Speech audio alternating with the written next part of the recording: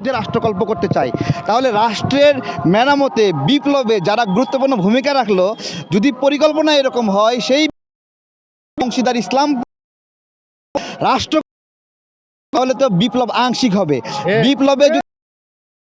বিপ্লবে যদি বিপ্লবীরা মন খারাপ করে, বিপ্লবীরা যদি অখুশি পায় না, এই বিপ্লবে অংশীদার ছিল তাদেরকে সিস্টেমে, বিশেষত যারা ভারতের আগ্রাসন বিরোধী চিন্তা নিয়ে কাজ করে, তাদেরকে সিস্টেমে এখানে করা হয়েছে।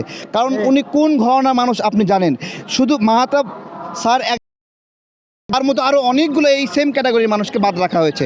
সুতরাং এই যে বিপ্লবে কৌশলগতভাবে রাষ্ট্রকল্প নির্মাণ, এইটাই বিপ্লব ব্যর্থ হওয়ার একমাত্র কারণ। তো আমাদের